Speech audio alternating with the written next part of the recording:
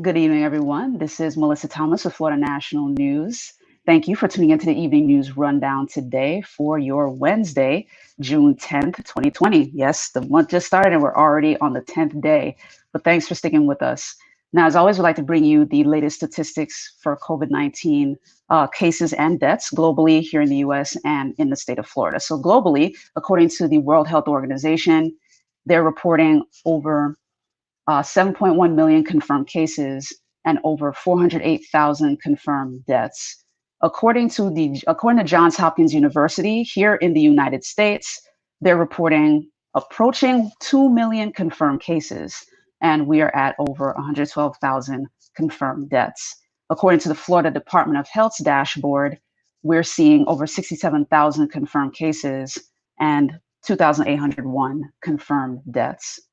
Now, for your global story as it relates to COVID-19, the UK is now reporting their death toll just past 50,000 deaths now, according to reports. The Office for National Statistics reports over 45,000 deaths in England and Wales. The National Records of Scotland is reporting over 3,900 deaths, and the Northern Ireland Statistics and Research Agency is reporting 754 deaths in their area. So that brings the total to 50,413 deaths in the UK entirely, and they are now second only to the US in the total number of deaths. And as you saw, according to Johns Hopkins, we're at over 112,000. So a bit of unfortunate news there for the UK. But jumping over here to the United States, speaking of COVID-19, you heard us report earlier this week about the concern from public officials and elected officials for those participating in protests and exposing themselves to possibly contracting COVID-19. And in DC, there are some confirmed cases among the National Guard that were serving there, that were activated in that area amid the protests to help law enforcement. Now, the spokesperson, Lieutenant Colonel Brooke Davis for the DC National Guard, reported the positive cases, but didn't report the total number of positive cases for operational security purposes. Some 1,300 National Guard soldiers were deployed there to help with the protests.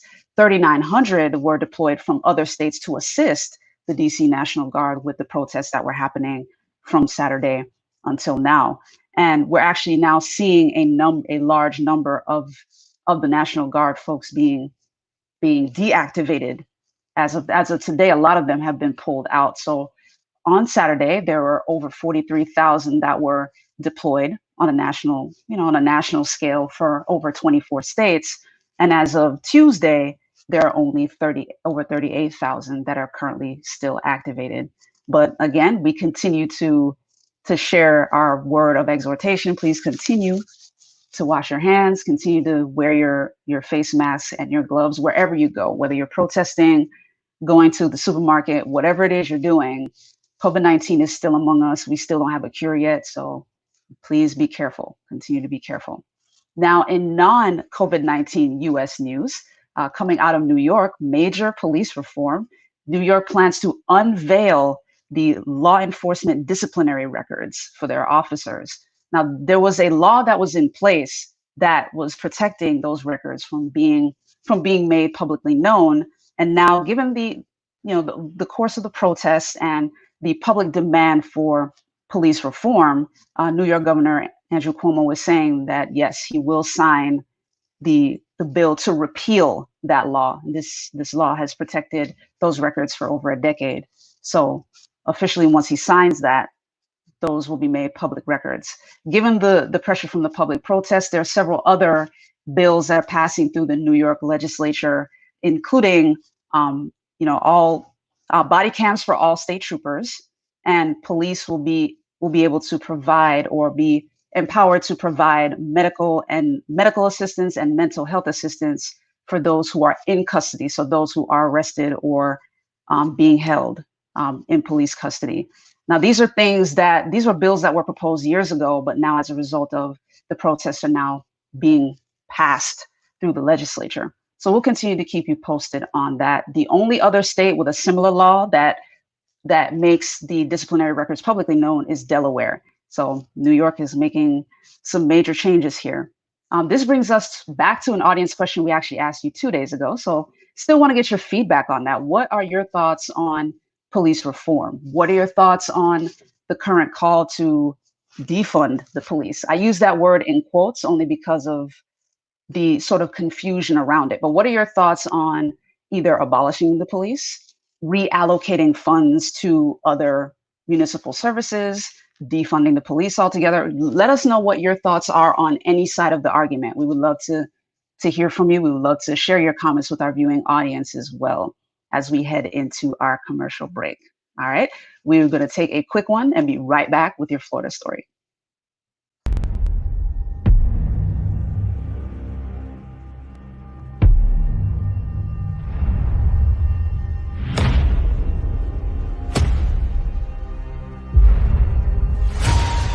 All this time we fought side by side. We trained together.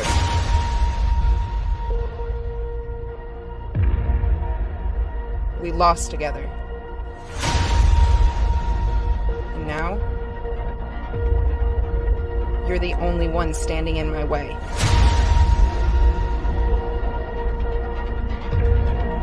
It's been a while, old friend.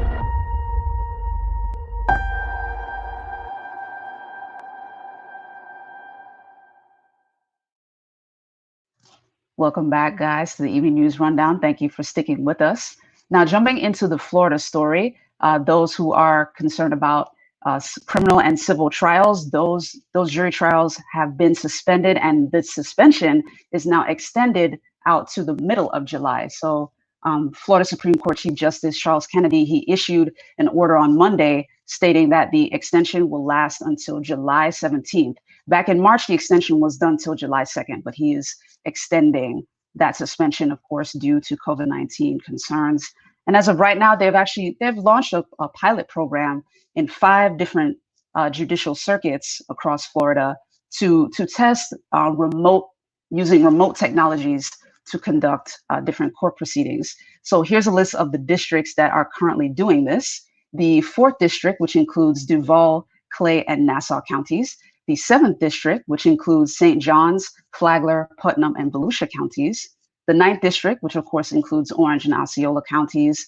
The 11th district, which is Miami-Dade, and the 20th district, which includes Charlotte, Collier, Glades, Henley and Lee counties. So these are the 5 judicial circuits that are testing that right now, and we'll continue to keep you guys posted as to the results of that. The statewide grand jury suspension, because that has been suspended as well, that is now extended out to July 26th as well. So if you have court proceedings, if you have trials that are pending, those are the dates to look out for and keep on your calendar. All right. Now jumping to a bit of business news, Best Buy is set to reopen its stores. They're going to reopen 800 of their stores with no appointments needed. So they made this announcement on Tuesday, and their stores are set to reopen on June 15th. So right around the corner, guys, as of Monday. So if you're someone who's been itching to walk into a store to test the gadgets, you'll be able to do that next week. Now they had switched in March to curbside service, and at the time they had completely stopped their delivery and in-home services, of course, out of concern for COVID-19 and to keep their staff safe. The good news about the reopening effort is that they're bringing back over 9,000 employees, 9,000 furloughed employees. So these folks will be able to get back to work in the reopening effort. So that's great news for them. As far as new policies now, when the stores reopen, it will be a limited capacity. They'll only be open to 25% capacity, which is about 60 people in the store at a time.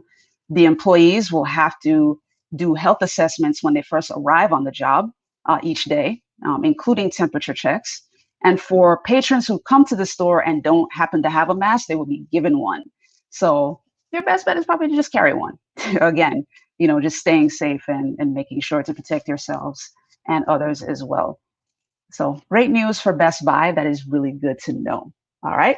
Now that we're going to take another quick break and then get into your sports and entertainment after this. So stay tuned.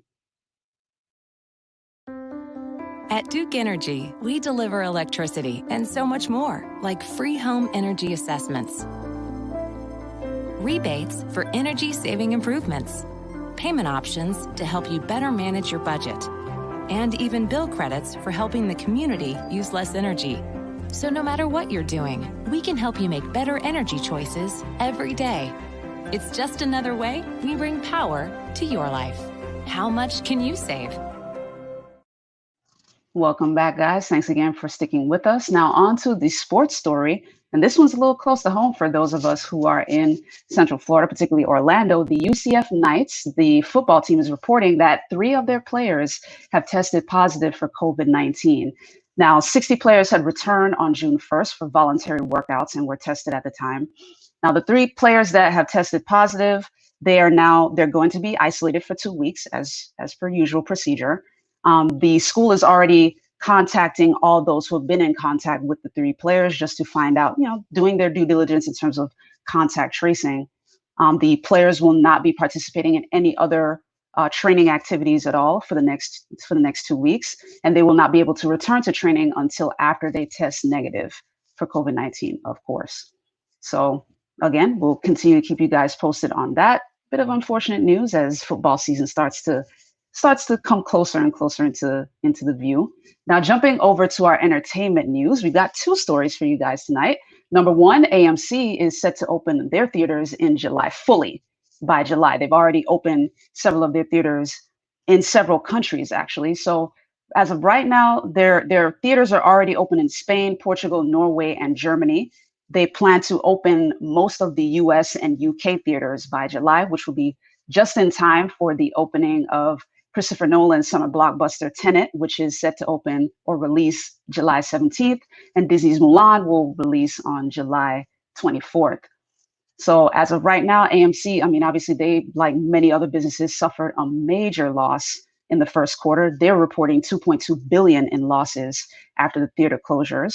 And like many other companies, in order to shave off dull the impact of their losses, they furloughed workers, laid folks off, and obviously cut unneeded expenses as well. They also worked out deals with various landlords and studios that their theaters were held in. So a bit of positive news for AMC. Remember, we were talking about this week or last week about them being a little concerned about whether or not they're going to be able to stay open and stay afloat. But fortunately, they are set to reopen. So that's great news for those of us who are film fans out there. Now, the second bit of entertainment news, the Academy has become a little more inclusive, and Ava DuVernay is one of the newest elected board of governors. She's elected to the Board of Governors. She was nominated last week. You heard us talk about her, Rita Wilson, and several others who were nominees. The voting began June 1st and ended at the end of the week. And officially, Ava DuVernay is now the board governor for the directors board. So congrats to her. Whoopi Goldberg is the incumbent for the actors. So she has been reelected to remain as the governor for the actors board. And the Academy is actually reporting that they're at 26 women that are on the board and 12 governors of color, which this is good in terms of their inclusion. Obviously, we want to continue to see the growth in that direction, especially given, what happened a few years ago with the hashtag #OscarsSoWhite movement. So it's good to see that continued change. And given Ava DuVernay's stable of films, this should be very interesting for the upcoming Oscar season. Now, just a bit of an overview as to what the Board of Governors does for the Academy, just to let you guys know. They set the Academy's strategic vision. They're responsible for preserving the Academy's financial health, so they have to do fundraising and all of that. And their job is to also assure the fulfillment of the Academy's mission. Now, the Board of Governors, there are 17 branches, and there are 3 seats in each branch. And each branch, one of the seat comes up for re-election every year because the seats are staggered. So to all the ones who have been elected this year for the 2020-2021 season, congratulations to all of them, not just Ava DuVernay and Whoopi Goldberg, but to all of them. That does it here for us at the Evening News Rundown. Thank you guys so much, as always, for tuning in with us. If you haven't already, be sure to like us on Facebook. You can find us at Florida National News, at FNN News TV, and at FNN News Live. And be sure to subscribe on YouTube if you haven't already. You can find us there at Florida National News as well. And be sure to click the little bell icon to get all notifications for all of our shows. Tomorrow, I'll be back with you with the FNN Politics and Power at 1 p.m. Eastern. And of course, with the EV News Rundown at 5 p.m. Tonight, we're looking forward to KC with the FNN Sports Take at 8 p.m. Eastern Time. So until then, have a great rest of your afternoon. Take care.